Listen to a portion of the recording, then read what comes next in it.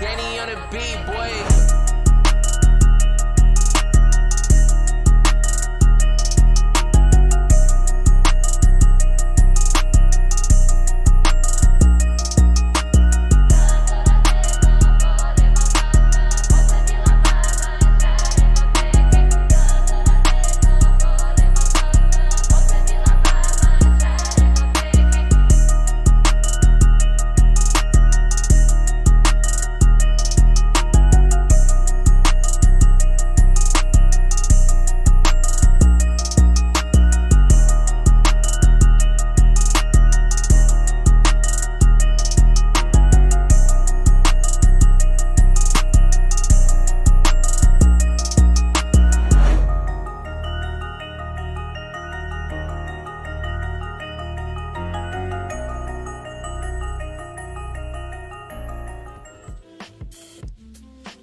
What is going on, Notary World?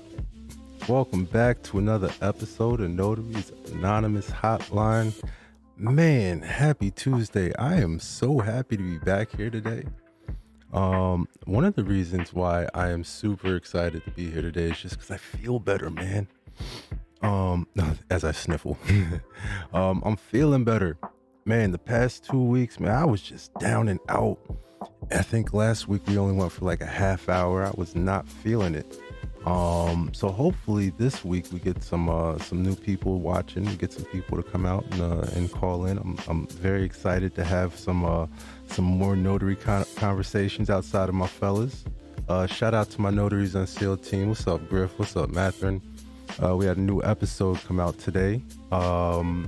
Make sure that you check out the podcast. It's available on Apple iTunes and Spotify and any of the other major podcast platforms that are out there. iHeartRadio, Stitcher, Google, Amazon, blah, blah, blah, blah, blah. We're all there. This week's episode is called The Notary Pimp, which I still think is outrageous. And Griff, I see you out in the chat. What's up, Griff? What's up, Matthew? It was confirmed by one of my Captivated customers today that when you Google Notary Pimp, a picture of me pops up, which is completely ridiculous. I have never mentioned pimping a notary ever, especially in a public forum, for my image to be associated with notary pimping. I'm still not sure how I feel about that, guys. I don't know. What do you guys think? Can you guys hear me okay? I hope everybody can hear me okay. If you can hear me, can we get a quick one in the chat? I'd appreciate that. Anyway, I'm getting my phone set up here, man. I think I might switch carriers for this. But we'll see how it turns out. Anyway,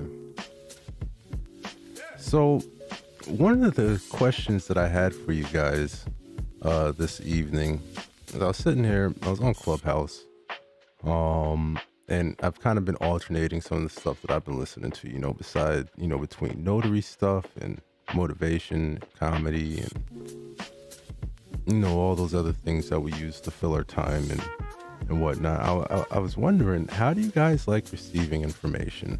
I think that's a really interesting question. And I'd love to hear some feedback from you guys on how you like to receive information, if it's educational or motivational. Like, what does it for you? You know, for me, I always like, and I guess, you know, I like to wrap everything in, especially when it comes to like, when it comes to comedy. Like, I like my information to come to me straightforward, but also with a little bit of personality. Like, I can't just sit there and listen to somebody talk. I get bored. I think I have ADD, or I definitely don't have ADHD, but I'll be honest, like, people bore me. And that's not to say that the information's not good. However, I hardly ever pay for information. So I didn't pay for somebody to bore me. So, you know, a lot of times when I'm listening to things, it's like, can this person actually keep me engaged for a little bit? What say you? I'm interested to know if any of you guys have a certain way that you like to receive information. Like, when I'm getting motivational stuff, like, I need Eric Thomas. I need somebody to yell at me. I need somebody to just ignite my soul. You know, that's soft talking when it comes to inspiration. Like, oh, you can do it. No, that doesn't make me feel like I can do it. I need drill sergeant, yell at my spirit. That's what I need. So I'm very curious to know how you guys receive information, and, you know, what is it that you're looking for when you're out here signing up for trainings? And it doesn't have to just be for notary stuff. I mean, we all have other things that we like to pay attention to. You know, a lot of stuff when it comes to like, you know, social commentary, the news and things like that. You know, we have people that we go to that stuff for. So I'm very curious to know, what is it that grasps somebody for you guys? I know for Griff, and I've talked about this on the podcast before, you know, Griff's no nonsense really struck a chord to me, and his teaching style was straight to the point. You know, there wasn't fluff, there wasn't any of that stuff. It was just like, listen, this is what the grind is. I'm gonna film the grind. You know, Griff is just out here trying to teach people to grind. What's they say in the chat? Hold on. How do I highlight stuff? Griff, I might need your assistance one of these days when it comes to this, because I do not know how to use the chat. So Griff says it needs to be honest and not with a bunch. You can do. Oh, you can do it, like from Adam Sandler. You can do it. Let me know if what you're saying even applies across the board. This is very true, and that's something that you speak about often, Griff. You know, and trying to get people to be accountable and give the proper disclaimers about their courses is something that I know not only you, Griff, but a lot of the folks on Clubhouse speak about on a regular basis. And you know, make sure that you're receiving training that applies to what it is that you're actually going to be doing. You know, for me, the less fluff, the better. And so again, please give us a call. Actually, before you give me a call, how could I forget to do this? Let's go through our rules. Let's roll video.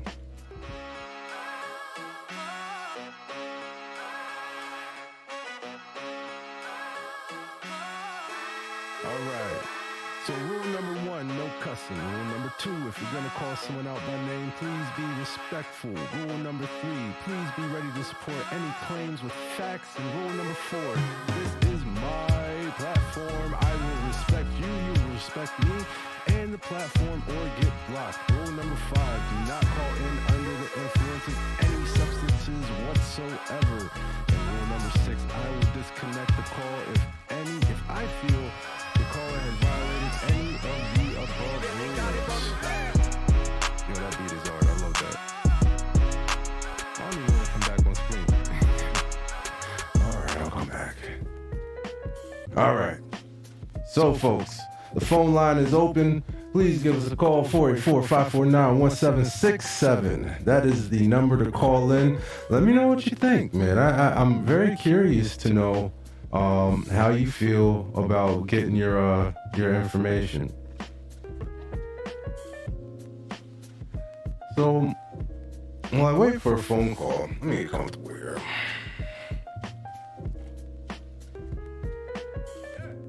Griff says, let me know your information this season.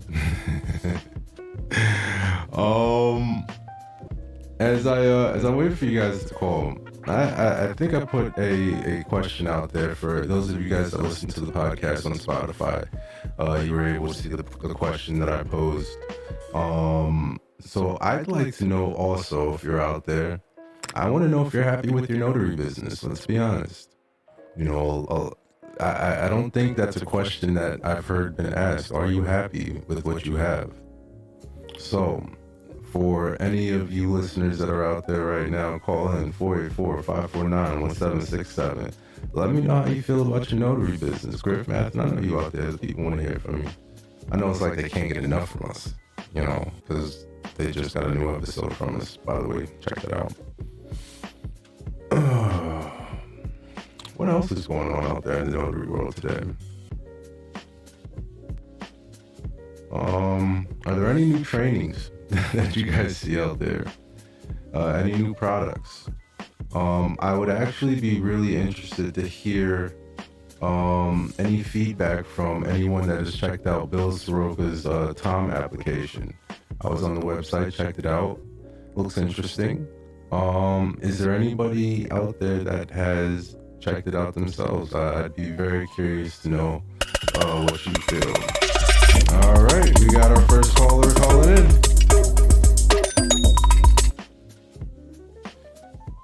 All right, caller, thanks for calling Notaries Anonymous Hotline. Would you like your voice private or would you like it to be public? Public. All righty. Oh, I know that voice. Yeah. What's up, man? What's going on, Griff, man? How you feeling tonight, bro? I'm good, man. I'm good. Am I happy with my notary business? Yeah, because I've actually done what it takes to grow it to what it is. I've listened to advice. I've learned what advice not to listen to, what advice to listen to. And I think when you have put in the work yourself, it helps you, it puts you in a position where you can appreciate and like what you're doing. I think some people who may not like the business or their business as a notary, I think partly some of them might be because they're not doing their business the way they intended to do it. They're doing it the way some notary trainer told them or some influencer on YouTube or TikTok or Instagram said, do it this way. And that really wasn't in their heart to do it that way. And they were probably bored with it because they done went too far down a rabbit hole with doing the business in a different light than what they really wanted to do. I think that's interesting. I think, do you think that people, and we've kind of touched on this a little bit on the podcast, but do you think that people are coming into the business with the right mind frame, with the right idea of like what this business actually is? Like, I think that's the issue. You know, we've got all these, even this live that we're on right now. You know, we've got all these things surrounding a notary business. It just seems bigger. It seems bigger than what it is. Not saying that it's not important, but it's been made to be so much bigger. I think that's an issue. Yeah, I've always said how the business is marketed, how people market the business determines how they come into the business. If you market the business, quick money, fast money, all you got to do is have a printer and a stamp, go somewhere with a bag of donuts, and you're going to get direct clients. And then when you go out there and do it, and you sitting there and you see that you got a long line of 25 other notaries with a printer and a stamp and a bag of donuts, and you number 25 in the line, and it's $4.59, and the title office about to close, you realize real quick, maybe this ain't the right way to get in there. This ain't the right way to do it. And I'm missing out on money. You know, people are telling you, there's too many people telling folks how not to make money in this business. They say it's how to make money, but it's really how not to, by saying, don't do this, don't take this, and they have no justification why you shouldn't, except you're worth more. Okay. Who determined how much I'm worth just coming into this business and just learning it and being exposed to it for my first time, and all of a sudden I'm worth a whole lot more? You know what throws me off, Griff? You know what throws me off? It's like a lot of folks come into this and they've got part-time jobs or they've got full-time jobs that they're working, but suddenly their hour of time is worth more now than their W-2 job. They got more experience on that job, more education on that job, but they're okay with a 0.5% pay raise every year, and they work hard to get that 0.5%. But then they're like, as a notary, you got to pay me more because my time is worth more. And I'm like, how is your time worth $300 for a 12-page signing,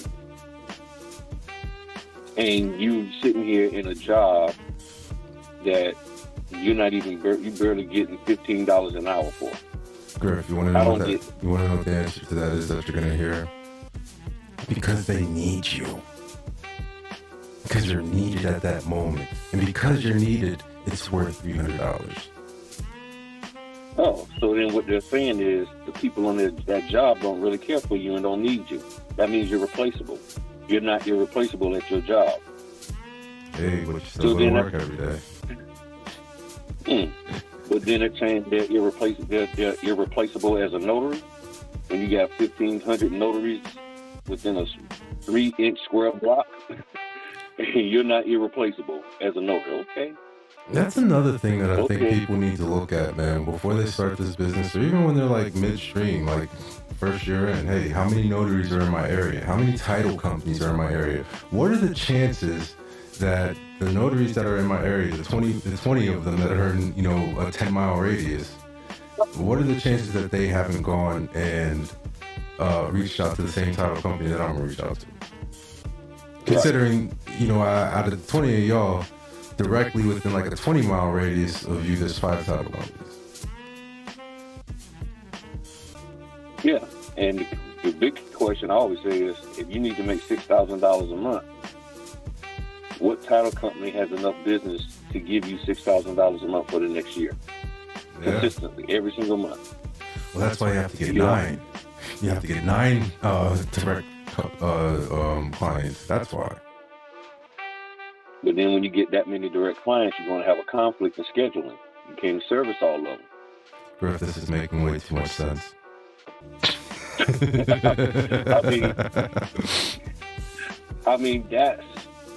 When you really think about the logistics of it, it just gets difficult for you to do, and then you either settle for less money, or you expand out and get more orders that might pay less than what your direct pays, but you're able to make the money that you want. You're able to make $6,000, but you might have to do 45, 50, even 60 closings, and you might have to drive 2,000 miles. But if you don't want to put that level of effort in, then you're going to have to just accept. You probably get maybe $1,500 a month, drive only 3 miles, and that's all you got, because you're limiting your earning potential. See, and that's where the balancing act comes in, because a lot of folks don't want to put 2,000 miles on their car every month and take 45 to 60 signings, which I think that's where the inflated self-value comes in, to try to cut down on having to make those moves. Right. That is correct. So they do all this hard work for their job that doesn't want them. The job don't want them. The job don't look at them as, the job looks at them as expendable, Right. We can get another receptionist. We can get another manager. We can get another. On top of that, you got the company saying they can replace you, and then you got your colleagues trying to replace you because they want to be in the position that you're in. So you're getting hit from both ends, but you do everything you can and fight tooth and nail to stay in that company because they got benefits, not benefits, but as we say in the hood, benefits. You got those benefits, and we got this, and we got, and you know, they got my medical, and I got my time off, and I get all the holidays. And then you become an entrepreneur, and you think everybody needs to pay you this maximum dollar amount because you just started. You haven't even had a proof of concept of what you're doing, and you just haven't proven yourself. I think you want everybody to pay you. Hold on, Griff. Let's not skip by what you just said, man. Proof of concept. Mm-hmm. How important is that, man? And that's really where it is. That's why, as a W-2, when I was a W-2, I put in the time for the proof of concept by going out there and working the business and doing it. You know, so that I could prove to myself, not to the public, but to prove to myself whether this was viable or not. Right. And I went out there and did it. And once I saw that, hey, this is doable, then I shifted gears and said, what do I need to have in place in order for me to go full time? Then I started working on that. And then when the opportunity came for me to go full time, I did. And the biggest question that I had to ask myself was simply, am I willing to do the level of work that's required for me to make the money to take care of my family? It's either yes or no. Yeah. And I said, I'm willing to give it a shot. Well, we're all thankful. That's how I saw it. We're all thankful you did, man. I mean, well, some people ain't. Yeah. You want to know what's funny? And this is just going back to Clubhouse the other day. Somebody called you out. I'm giving y'all a platform. Say that again? I said this is just going back to Clubhouse. You know, and you were telling me about last night. Yeah. Giving people a platform, man. You got something to say to somebody, say it. Yeah. You know? And that's what I see is going on. And a lot of people are trying to quiet people who are trying to bring to light the misinformation that's out there. They don't want people saying anything. They see it, but they don't want to say anything. They're like, just leave it be. Don't say anything. Let the scammer scam. And I'm like, okay, you're smart enough not to get scammed, but are you secretly trying to scam people? Because if people know how to watch out for a scammer, that means they might not spend money with you.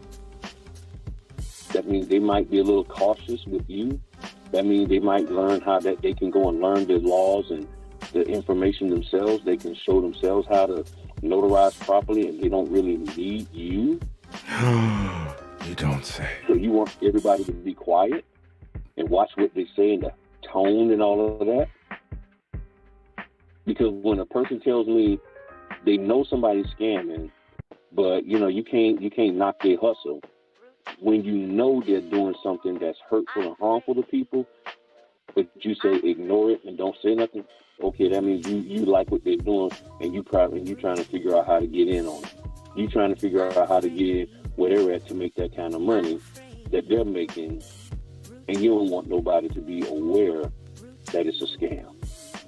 I think a lot of people want the opportunity to create their own training situations because you've got, you know, the big guys out there that obviously they're making money, right? And then I think you have a lot of notaries that see people charging, you know, ridiculous amounts of money for training. And they say, man, I got to get there. And so the motivation to work and grind to get better is to work and grind to get better to replicate the trainers that they see out there, because they realize and they recognize that that's actually where the money's at. Yeah, the money's, there's money there, but here's the thing. That's not being a notary. Very true. That's not true. That's not really the notary business. Very true. The notary business is going out there, meeting customers, stamping documents. That is the notary business. All this other stuff, you can survive without it, because all the big time trainers out there, they started without it. Yes, they saw a gap and they put things together, systems and programs, but they got good without any of the stuff that they have created. So I'm like, if they got good without the stuff they created, when did it become impossible for me to be good at being a notary, to be great at being a notary, that I couldn't do it on my own without all of this extra stuff that they put out there? And it's not that this stuff is bad, but how much time am I going to spend in all of these rooms, all of these clubhouses, all of these meetings? When am I going to go out there and execute the job of a notary? When? Because everybody can't be a trainer. Because if everybody is a trainer, if you go to any clubhouse room and there's 10, 15, 20 people in there, and all of them are trainers, who's their client base? Aspirations. Well, they have client base, but half of the client base not turned into trainers. And then half of those trainers' client base turned into trainers. And next thing you know, you got an oversaturation of trainers and no notaries. Yeah. You're right, man. I'm gonna bounce off and let somebody else slide on in. Hey, Griff. If they ain't scared. I hope they ain't scared, man. I don't see why. It's anonymous. Let's go. Let me say it this way. Bobby? The biggest problem right now in the social media notary world, or notary social media, however you want to say it, the biggest problem is that people are sitting back waiting for somebody to answer the question that they haven't asked. They want somebody to just magically, mystically know what to say and give them an answer to something that's pressing on their heart and mind without publicly asking it. You'll never grow your business when you sit there and just hide, waiting for somebody to give you the answer that you feel you need without ever asking it. And you're not going to always be able to just get private audiences with people. So when the opportunity comes like this and other times, ask your question, because nobody can stop you from growing and moving your business.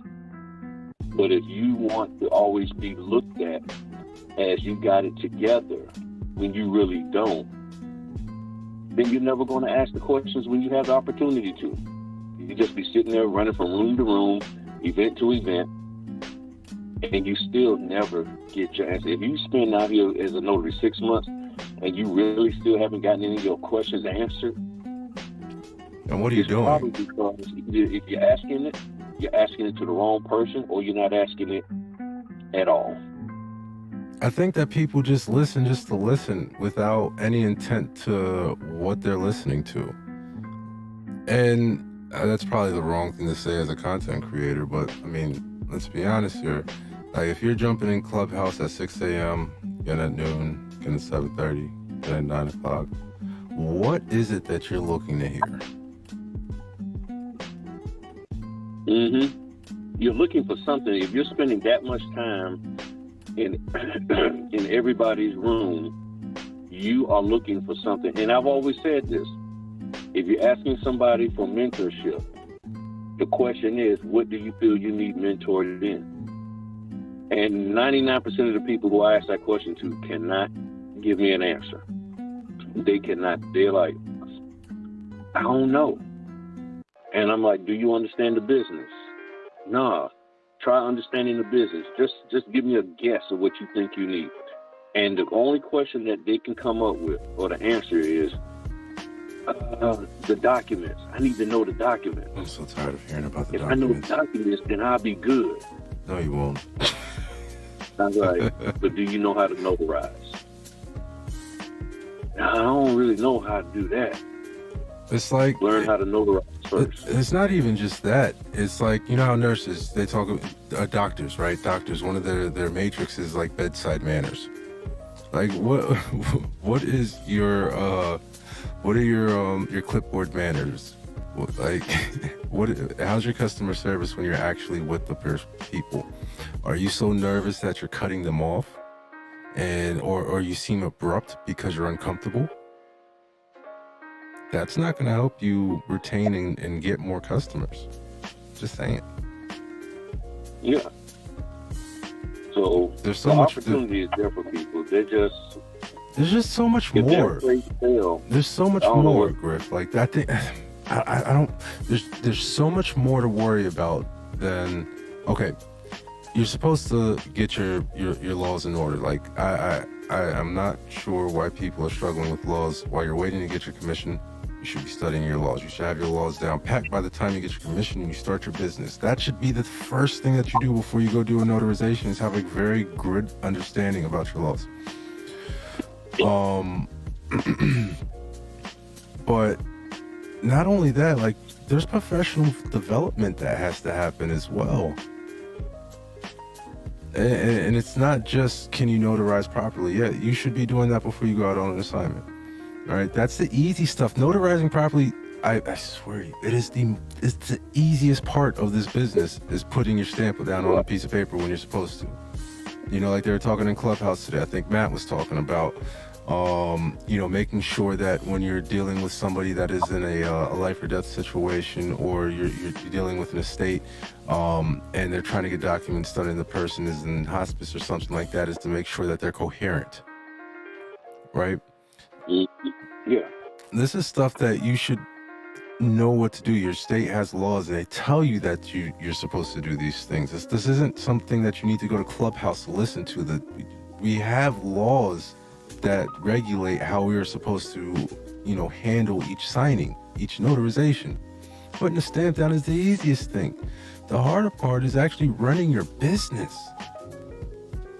Correct. That is correct. That is the hard part.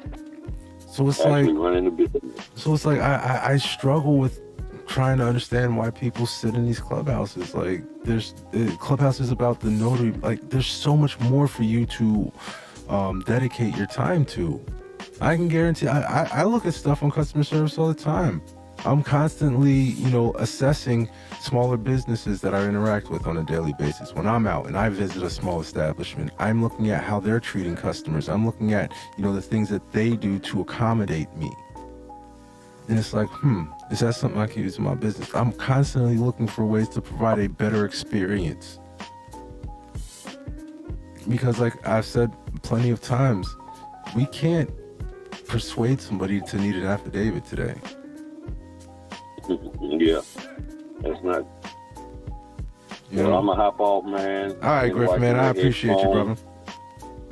Anytime, man. All right, Griff. Thanks for calling in. Appreciate you. It's always nice to talk to Griff, man. I highly suggest that you guys subscribe to his not just subscribe, but to join his YouTube channel if you haven't done so already. Very modestly priced.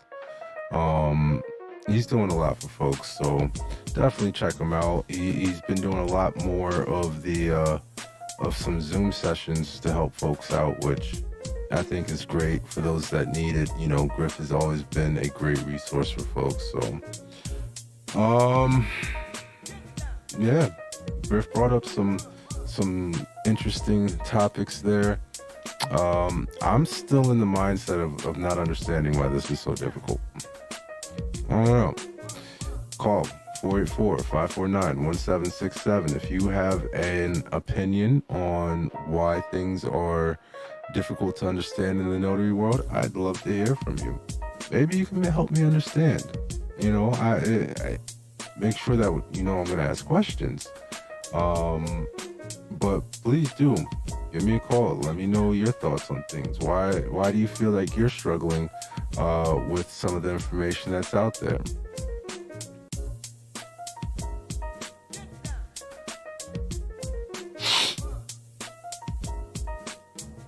Oh man,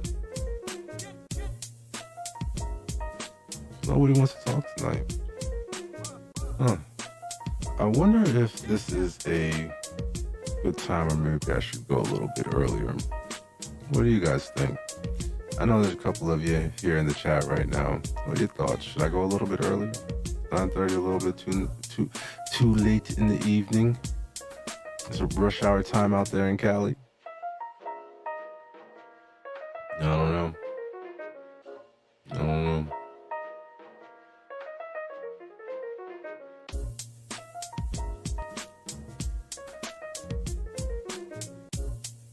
So I was thinking about something the other day.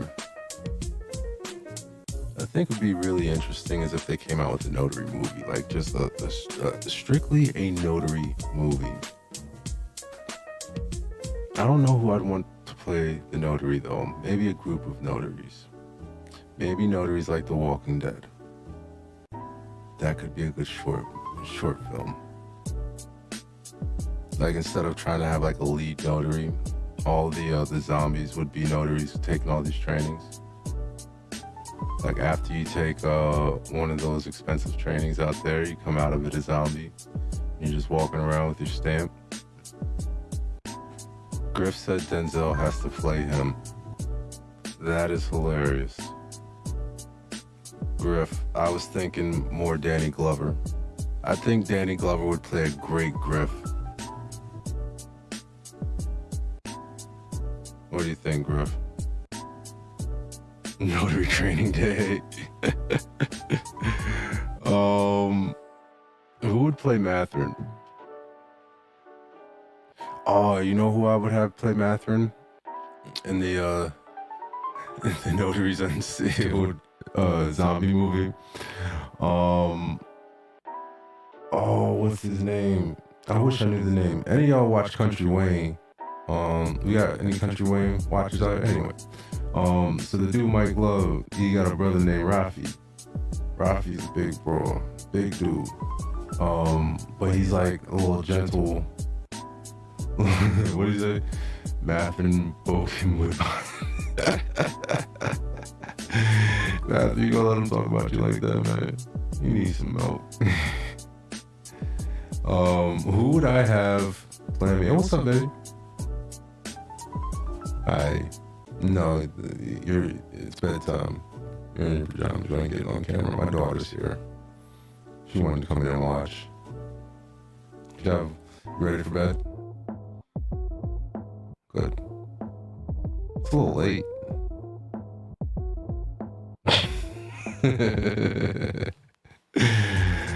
That's my daughter, Belly Bob. She keeps me fresh to death with these little bracelets that she makes. She's got business coming soon, so if y'all want to put in any requests, she makes wonderful bracelets. She just moved on the beads, man.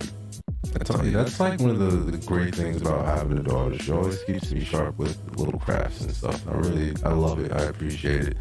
And I try to make sure that I always have something on that she made me. So shout out to you, Belly Bob.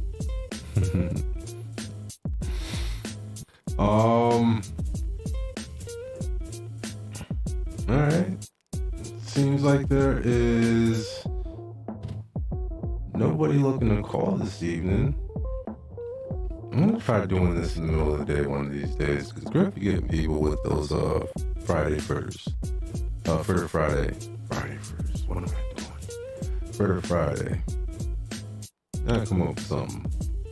And I also gotta figure out how to work this live chat here. But man, listen, I'm not gonna hold you guys too much longer. Griff, I appreciate you calling in. I'm going to give this another couple more minutes. 484-549-1767. Please feel free to call in. Let me know what you want to talk about. Like Will Smith and the Fresh Prince. Some of the Whopper, what's your beef? I want all the smoke. You smoking meat today. Speaking of smoking meat, Griff, you already know where I'm at with that, bro. We're waiting. It's almost been a year. We ain't smoking nothing. Not one thing. We ain't seen nothing. Yeah, I'm coming at you, Griff. Shots fired. All right. Well, listen. It looks like nobody's gonna call in for tonight. I'm gonna try to go live during lunch break one of these days and see if we can catch some more people. 'Cause I really think that this is a great thing, and people have things to talk about. I might just be doing it at the wrong time. So, hey, I appreciate you guys that are watching the replay, and for you folks that jumped in and watched for a few minutes, I appreciate you. Make sure that you check out the Notaries Unsealed podcast. Again, it's available on all major podcast platforms. What else do we got going on? I got some more videos coming on YouTube, man. Being sick, I got behind on some of my Captivated work, so I've just been catching up on that.